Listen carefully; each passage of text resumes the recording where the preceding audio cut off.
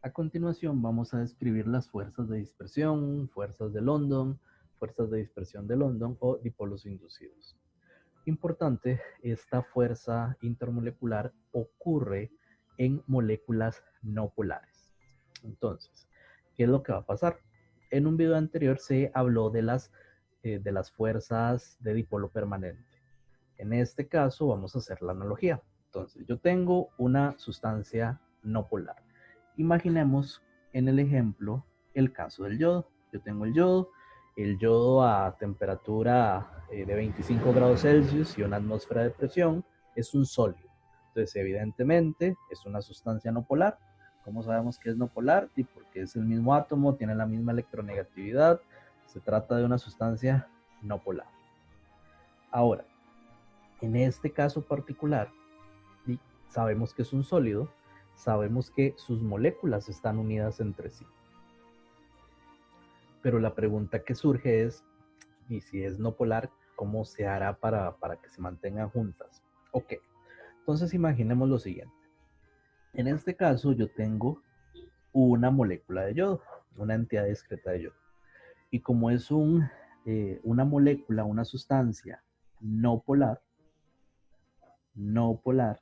es decir, que entre los átomos de yodo está la misma electronegatividad, es decir, que este par de electrones está justo en medio, no está más cerquita de uno ni más cerquita del otro. En este caso particular, entonces podemos decir que no hay un dipolo. Pero recordemos que los electrones no son estáticos, se están moviendo. Es más, uno no puede ver los electrones, hay una zona de probabilidad de saber dónde están los electrones. Una forma de entenderlo es como que estos electrones se pueden estar moviendo un poquito a la izquierda y un poquito a la derecha. En promedio están justo en el centro. Es más, en uno de estos videos, cuando hablamos de la polaridad, usamos la analogía de la cuerda, que hay dos equipos, se agarra una cuerda y la fuerza para ver quién lo jala. Y cuando se tiene una molécula no polar, los dos equipos tienen la misma fuerza. Pero, y eso puede pasar siguiendo la analogía, puede que los dos equipos tengan la misma fuerza, pero en un instante un equipo jala más, en el otro instante el otro equipo jala un poquito más, por eso la cuerda en promedio no se mueve, pero sí hay pequeñas variaciones a la izquierda y a la derecha. Eso implica que en algún instante los electrones van a estar más cerca de uno y en otro instante van a estar más cerca del otro. ¿Qué implica esto? Esto implica entonces que nosotros vamos a tener algo que se llama dipolos instantáneos. Vean que cuando los electrones están justo en medio, no hay un dipolo. No hay una parte un poquillo más negativa ni una parte un poquillo más positiva. Pero en el instante donde los electrones están un poquito más cerca de un lado, vamos a decir que en ese instante se va a formar un dipolo, una parte un poquito negativa, siguiendo este ejemplo, recordemos que es una entidad discreta, pero como los electrones están un poquito más cerca de la izquierda, se va a formar un dipolo instantáneo. Y por lo tanto, si hay una parte un poquito más negativa, va a haber, lo voy a poner en otro color, va a haber una parte un poquito positiva. Ahora, esto para una molécula, pero recordemos que yo no tengo una molécula, tengo millones de millones. Entonces lo que va a ocurrir es como un efecto en cadena, un efecto dominó. Como en esa molécula se generó un dipolo instantáneo, vamos a inducir un dipolo en la otra. Entonces vamos a generar un dipolo inducido. De manera que, como esta parte, esta zona de la molécula está cerca de esta zona de la otra molécula y esta zona es un poquito positivo, va a hacer que de la molécula de la par se genere una parte un poquito positiva, un poquito negativa. Es decir, vamos a formar, debido a que esta primera molécula generó un dipolo instantáneo, va a producir un dipolo inducido en la de la par. Y a su vez, en la de la par y en la de la par. De manera que todas estas moléculas de pronto van a tener igual dipolos inducidos. Ojo, vean que en comparación con las fuerzas de dipolo permanente, las fuerzas de dispersión en promedio son de menor magnitud y tiene todo el sentido. Si se trata de dipolos instantáneos, de dipolos inducidos, esas fuerzas electrostáticas que mantienen unidas a las moléculas van a ser más débiles, de menor magnitud, en comparación con un dipolo permanente. Entonces es muy importante tomar en cuenta ese detallito que en promedio las fuerzas de dispersión tienen menor magnitud. Sin embargo, algo que hay que tomar muy en cuenta, las fuerzas de dispersión van a depender de la masa de la molécula. De forma que si la masa molecular es muy grande, vamos a decir que las fuerzas de dispersión son mayores. Es más, una pregunta típica que se hace en este punto es, ok, tenemos todos los halógenos, flúor, cloro, bromo y yodo. Y entonces se hace la consulta, ¿cuál tendrá mayores magnitudes de fuerzas intermoleculares? Todas esas sustancias son no polares. ¿En qué nos fijamos? Como todas son no polares, todas estarían unidas por fuerzas de dispersión. Nos vamos a fijar en la masa molar o en la masa molecular de cada una de ellas. Y precisamente, si recuerdan de química 1, el flúor y el cloro son sustancias gaseosas, a 25 grados y una atmósfera de presión. El bromo es una sustancia líquida y el yodo es una sustancia sólida. Entonces, tiene sentido, todas son fuerzas de dispersión, pero recordemos que di un sólido, evidentemente por su condición de sólido, donde las partículas están súper unidas entre sí, versus un líquido que igual están unidas, pero con menos intensidad, y un gas donde las partículas están completamente separadas, vemos evidentemente que en este caso hacia abajo se tiene mayor magnitud de fuerzas intermoleculares.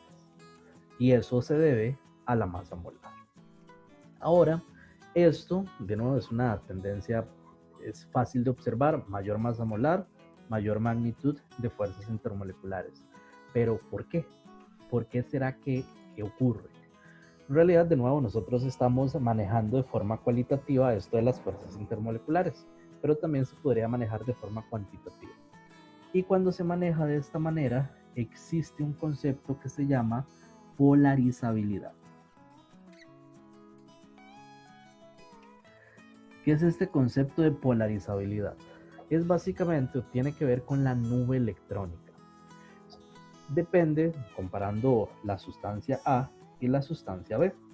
Todas las sustancias, la A y la B, va a tener una nube electrónica. Vamos a decir que hay nubes electrónicas que son más fáciles de polarizar.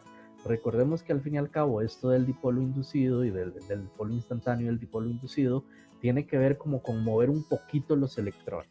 Entonces tiene que ver con esa nube electrónica. Si hay un compuesto, hay una sustancia que esa nube electrónica es fácil de mover, imaginémonos literalmente una nube de electrones alrededor de A, una nube electrónica alrededor de B. Entonces, una forma de analizar cuál tiene mayores fuerzas de dispersión, aquí pongamos los compuestos para entender que se trata de compuestos, vamos a decir que si esta nube electrónica de B es más fácil de mover, es más fácil de hacer que por aquí se haga negativo o que por aquí se haga positivo, es más fácil de moldear, vamos a decir que es más polarizable. Vamos a decir que en el caso de B, que dibujé la nube más grandota, tiene una nube electrónica con mayor polarizabilidad. Veámoslo como con el potencial de hacerse, de formar un dipolo instantáneo. Entonces, vamos a decir que a mayor polarizabilidad, mayor va a ser la magnitud de fuerzas de dispersión. ¿Y cómo sabemos en qué casos hay más polarizabilidad o no? Cuando son más grandes. Vean que al propio dibujé la nube electrónica de B más grandota. Entonces vamos a decir que a mayor masa molecular vamos a tener mayor polarizabilidad, y eso va a implicar mayor magnitud de fuerzas de dispersión. Entonces, de nuevo, este término de polarizabilidad se les puede preguntar de manera teórica, entender que se relaciona con la masa molar, entender, imaginarlo como una nube que uno puede ir moldeando, que entre más grandota la molécula, esa nube de electrones es más fácil de moldear. Es una manera en la cual se puede, podemos imaginarlo como. En términos prácticos, como el que acabamos de ver entre el flúor, cloro, bromo y yodo, simplemente decir, mira, tal tiene mayores fuerzas intermoleculares. Es más, con otro ejemplo, tenemos dos hidrocarburos. Tenemos 5H12 y tenemos C15H22. Los dos son hidrocarburos.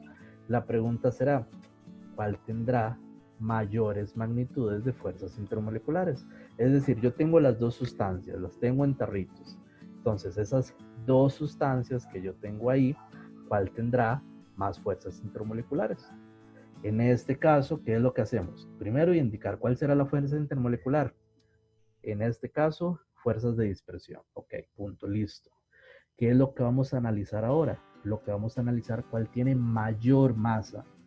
Este tiene mayor masa molecular. ¿Qué implica eso? Mayor magnitud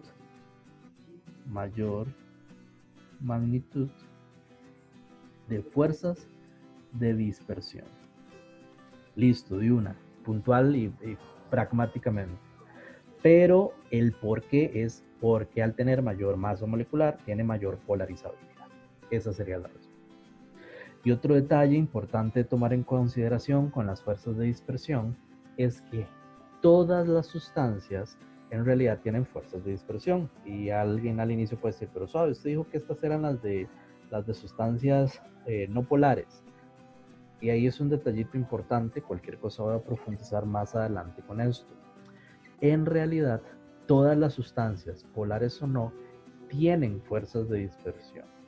Lo que ocurre es que cuando se trata de moléculas polares, ellas tienen también otras fuerzas. Entonces las de dispersión dejan de ser importantes.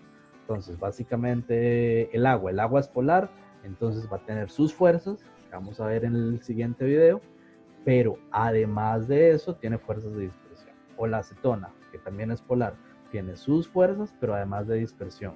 Pero como tiene dos, las de dispersión se relegan, dejan de ser importantes. Por eso, insisto, es entender que todas las sustancias tienen fuerzas de dispersión. Pero solo las no polares, como las no polares no hay ningún otro tipo, vamos a decir que las no polares solo tienen fuerzas de dispersión.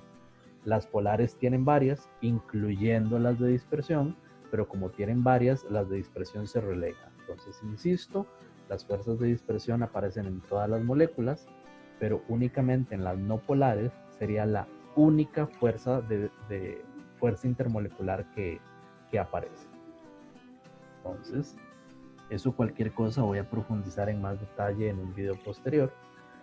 Lo que quiero finalizar es que, otro detallito, recordemos que las fuerzas intermoleculares generalmente, viendo su magnitud, vamos a decir que las fuerzas de dispersión tienen menor magnitud que una molécula que tenga dipolo permanente. Entonces, por ejemplo, en el ejemplo anterior, en el video anterior, cuando hablamos de dipolos permanentes, hablamos de la acetona. Entonces, nosotros tenemos la acetona. Entonces, en el caso de la acetona, vamos a decir que la fuerza principal es un dipolo permanente. Versus, pensemos en este hidrocarburo, C20H42. Entonces, para responder o analizar esto, entonces, número 1, vamos a decir, en este caso, nosotros tenemos una sustancia polar. En este caso, tenemos una sustancia no polar. Como se trata de una sustancia polar, va a tener dipolo permanente. Como se trata de una sustancia no polar, vamos a tener un dipolo inducido, dipolo instantáneo, fuerzas de dispersión, como quieran llamarlo. Y generalmente uno diría, di que fácil, el que tiene fuerzas de dispersión tiene menos magnitud. El que tiene dipolo permanente tiene mayor magnitud. Sin embargo, y es muy importante tomar en cuenta, eso es cierto, en términos generales, los dipolos permanentes tienen mayor magnitud que las fuerzas de dispersión, pero cuando las sustancias tienen masas moleculares similares.